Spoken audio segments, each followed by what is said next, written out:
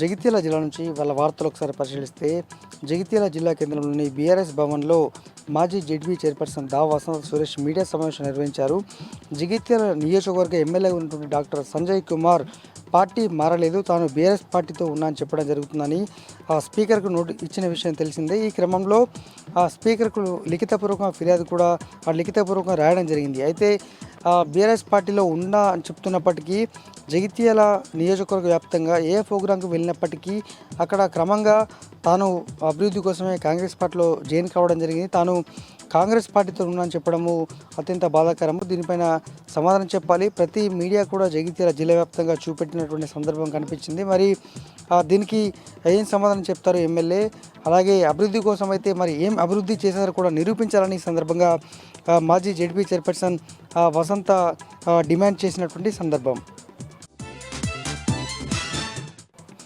మరొక వార్త, జగిత్యాల జిల్లా కోర్టులో లోక్ అదాలత్ జిల్లా వ్యాప్తంగా జాతీయ లోక్ అదాలత్ కార్యక్రమం కొనసాగుతుంది. ఈ క్రమంలో కొన్ని సంవత్సరాల క్రితం విడిపోయినటువంటి ఒక జంటను ఇవాళ జగిత్యాల జిల్లా ప్రధాన న్యాయమూర్తి రత్న పద్మావతి గారు వారికి అంతా కూడా పూర్తి స్థాయిలో న్యాయం చేస్తూ ఇద్దరికి మరొకసారి వివాహం జరిపించే సందర్భాన్ని చేశారు. వాళ్ళంతా కూడా ఇరువురిని కలిపి వారిద్దరికి కూడా మరోసారి కోర్టులో అందరి సమక్షంలో ఇటు వచ్చినటువంటి కక్షిదారులు అలాగే జడ్జి సమక్షంలో మరొకసారి వాళ్ళంతా దండలు మార్చుకున్నారు.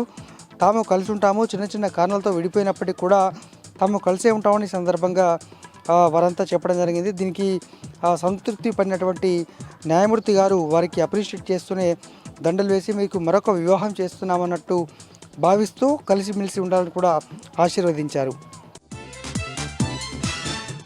మరొక వార్త, ఎమ్మెల్యే సంజయ్ కుమార్ జగిత్యాల అసహనం వ్యక్తం చేస్తున్నారు.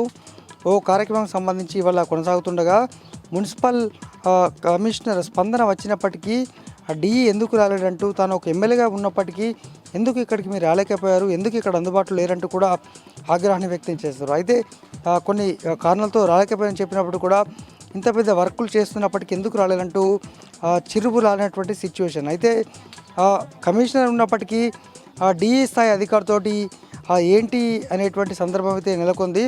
ఎమ్మెల్యే పార్టీ మారినటువంటి సందర్భం, ఈ నోటీసులు రావడము, వారు ఫిర్యాదు చేయడము, ఈ కారణాలతో కాస్త అసహనానికి లోనయ్యారనేటువంటిది స్థానిక ప్రజల్లో చర్చ అయితే నెలకొంది.